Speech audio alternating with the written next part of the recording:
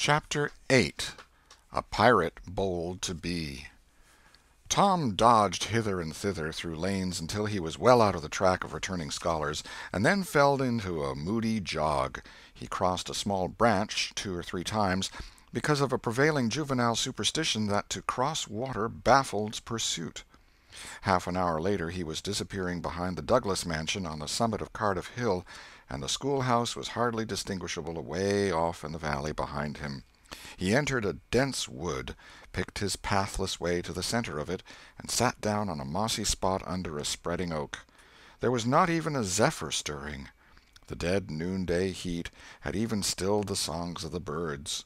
Nature lay in a trance that was broken by no sound but the occasional far-off hammering of a woodpecker, and this seemed to render the pervading silence and sense of loneliness the more profound. The boy's soul was steeped in melancholy. His feelings were in happy accord with his surroundings. He sat long with his elbows on his knees and his chin in his hands, meditating.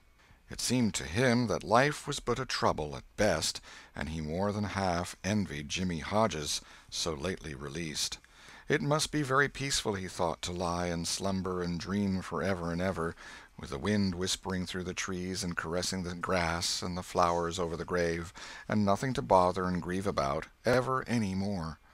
If he only had a clean Sunday-school record, he could be willing to go, and be done with it all. Now, as to this girl, what had he done? Nothing. He had meant the best in the world, and been treated like a dog, like a very dog. She would be sorry some day, maybe when it was too late. Ah, if he could only die temporarily. But the elastic heart of youth cannot be compressed into one constrained shape long at any time. Tom presently began to drift insensibly back into the concerns of this life again. What if he turned his back now, and disappeared mysteriously? What if he went away, ever so far away, into unknown countries beyond the seas, and never came back any more? How would she feel then? The idea of being a clown recurred to him now, only to fill him with disgust. For frivolity and jokes and spotted tights were an offense when they intruded themselves upon a spirit that was exalted into the vague, august realm of the romantic. No, he would be a soldier, and return after long years all war-worn and illustrious.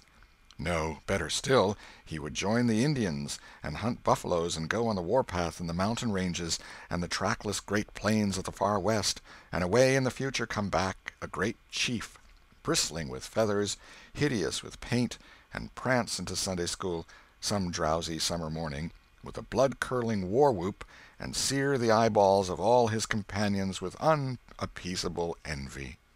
But no, there was something gaudier even than this. He would be a pirate. That was it. Now his future lay plain before him, and glowing with unimaginable splendor. How his name would fill the world, and make people shudder! How gloriously he would go plowing the dancing seas in his long, low, black-hulled racer, the Spirit of the Storm, with his grisly flag flying at the fore. And at the zenith of his fame, how he would suddenly appear at the old village and stalk into church, brown and weather-beaten, in his black velvet doublet and trunks, his great jack-boots, his crimson sash, his belt bristling with horse-pistols, his crime-rusted cutlass at his side, his slouch hat with waving plumes, his black flag unfurled, with a skull and crossbones on it, and hear, with swelling ecstasy, the whisperings, "It's Tom Sawyer the pirate, the Black Avenger of the Spanish Main!" Yes, it was settled. His career was determined. He would run away from home and enter upon it. He would start the very next morning. Therefore he must now begin to get ready. He would collect his resources together. He went to a rotten log near at hand and began to dig under one end of it with his Barlow knife. He soon struck wood that sounded hollow. He put his hand there and uttered this incantation impressively: "What hasn't come here, come. What's here, stay here." Then he scraped away the dirt and exposed a pine shingle. He took it up and disclosed a shapely little treasure-house whose bottom and sides were of shingles. In it lay a marble. Tom's astonishment was boundless.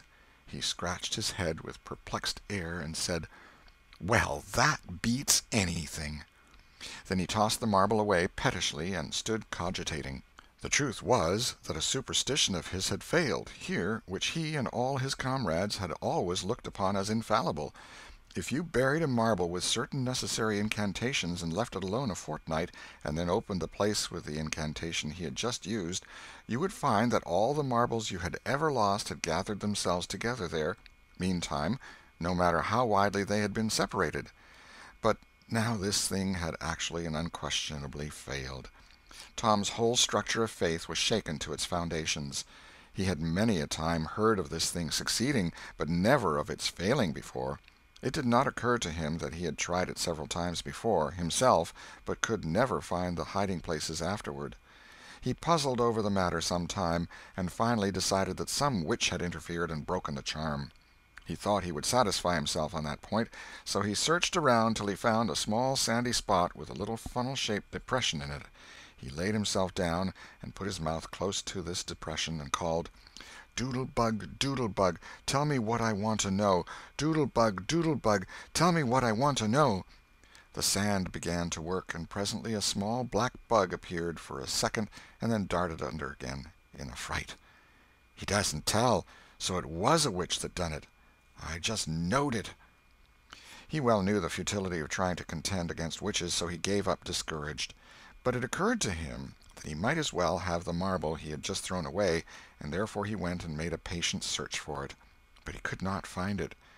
Now he went back to his treasure-house and carefully placed himself just as he had been standing when he tossed the marble away. Then he took another marble from his pocket and tossed it in the same way, saying, "Brother, go find your brother." He watched where it stopped, and went there and looked. But it must have fallen short or gone too far, so he tried twice more. The last repetition was successful. The two marbles lay within a foot of each other. Just here the blast of a toy tin trumpet came faintly down the green aisles of the forest. Tom flung off his jacket and trousers, turned a suspender into a belt, raked away some brush behind the rotten log, disclosing a rude bow and arrow, a lath sword, and a tin trumpet, and in a moment had seized these things and bounded away bare-legged with fluttering shirt. He presently halted under a great elm, blew an answering blast, and then began to tiptoe and look warily out, this way and that. He said cautiously to an imaginary company, "Hold, my merry men, keep hid till I blow."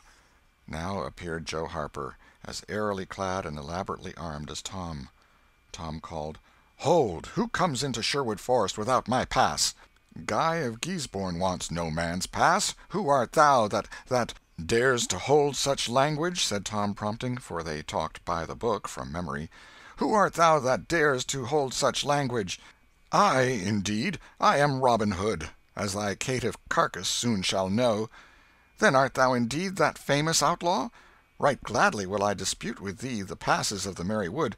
Have at thee!" They took their lath swords, dumped their other traps on the ground, and struck a fencing attitude, foot to foot, and began a grave, careful combat, two up and two down. Presently Tom said, "Now if you've got the hang, go it lively." So they went it lively, panting and perspiring with the work. By and by Tom shouted, "Fall! Fall! Why don't you fall?" "I shan't." "Why don't you fall yourself?" "You're getting the worst of it." "Why, that ain't anything. I can't fall. That ain't the way it is in the book. The book says, then with one black-handed stroke he slew poor Guy of Guisborne. You're to turn round and let me hit you on the back." There was no getting around the authorities, so Joe turned, received the whack, and fell. "Now," said Joe, getting up, "you got to let me kill you. That's fair." "Why, I can't do that. It ain't in the book." "Well, it's blamed mean, that's all." "Well, say, Joe, you can be Friar Tuck or Much, the miller's son, and lam me with a quarter-staff. Or I'll be the Sheriff of Nottingham, and you be Robin Hood a little while and kill me." This was satisfactory, and so these adventures were carried out. Then Tom became Robin Hood again, and was allowed by the treacherous nun to bleed his strength away through his neglected wound. And at last Joe, representing a whole tribe of weeping outlaws, dragged him sadly forth, gave his bow into his feeble hands, and Tom said, "Where this arrow falls, there bury poor Robin Hood under the greenwood tree." Then he shot the arrow and fell back and would have died, but he lit on a nettle, and sprang up too gaily for a corpse. The boys dressed themselves, hid their accoutrements, and went off grieving that there were no outlaws any more, and wondering what modern civilization could claim to have done to compensate for their loss. They said they would rather be outlaws a year in Sherwood Forest than President of the United States forever. End of chapter 8.